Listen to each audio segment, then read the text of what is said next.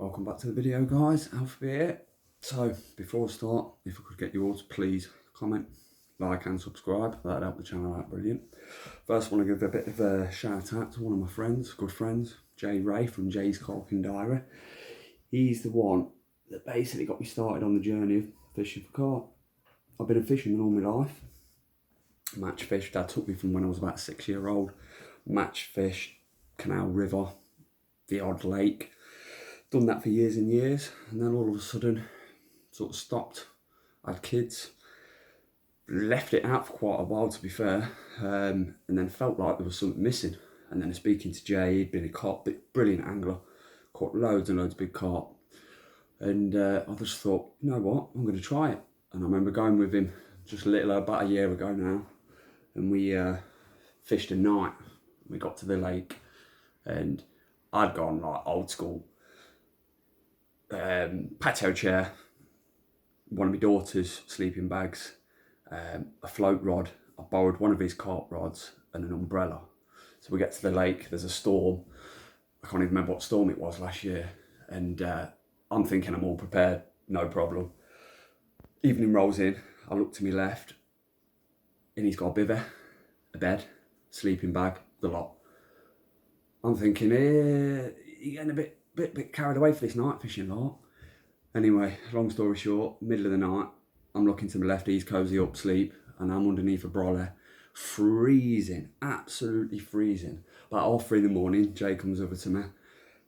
Basically, I'm like a zombie, wrapped up in my sleeping bag, freezing, trying to get some sleep, and he comes along like fresh as a daisy. So then from that time after, I started buying some bits and bobs, and he said to me, do not buy cheap, buy decent quality. And because I'd only just got into carp fishing, I thought, yeah, all right, whatever. Bought a few bits and bobs. Anyway, ended up buying myself a tackle box, the NGT Dynamic. And I thought, 20 quid, brilliant, yeah, no problem. Bought it, and you know what, it was a good tackle box for a bit, for about 3 months. Then what I started finding, the little magnets that hold it all in, every time you opened it and closed it, the magnets would be pulling out. So you had to glue them in. Then when you were putting stuff into here, even though it looks big, by the time you put your stuff into the compartments, if they swell up any little bit, when you open them, what you found was it basically fall out. So it wouldn't stay shut. Anyway, it done me head in for ages and ages. And Jay, he loves his Korda products, absolutely loves them. And I've always been a bit like, oh, I don't really want to pay like loads of money, thinking it's a lot more money. It ain't a lot more money for the better quality stuff. And it's not just Korda, I've got loads of Fox, Nash bits and bobs. Most of my bags and stuff are Sonic, my rods are Sonic. If you want to see a review on any of my luggage, what I carry in my stuff, put it down in the comments at the bottom and I'll do a review on it. Anyway, I bought myself that. And I thought, it's tiny. It ain't gonna fit nothing in it compared to the size of this one. I thought, no chance. That keeps about twice as much stuff in than that. Honestly, fantastic tackle box. Cannot fault it in the slightest. I use it as a bivvy table on top of a bait bucket in my bivvy. And it has got, I've got everything in, every compartment. All my shrink tube, what we got here, lead clips, spare pins, hook beads, chod beads, more anti-tangle sleeves, swivels, no trace beads. Then obviously, as you can see in all my bottom compartments, all my fake baits, all in these little compartments that you get with it. A couple of my leaders, boom. Some normal line hook links, that sort of stuff, scissors. In there I keep some more hooks as well as a running across the top. Scissors, crimp tool, that's just a Witchwood cheap one because at the time I couldn't buy the Korda one because for some reason on eBay they were about £40 to buy, so I didn't bother buying one of them. Does the job just as good, probably not just as good but not far off. So yeah, I cannot fault this box. Honestly, cannot fault it. It has done me fantastic for the time that I've used that. I used them both about the same time. Fell out with love with that pretty much instantly, to be fair. I shouldn't bother wasting 20 quid. I spent, I think it was about 50 quid. You can get the box for this £39, but I think it was 50 quid.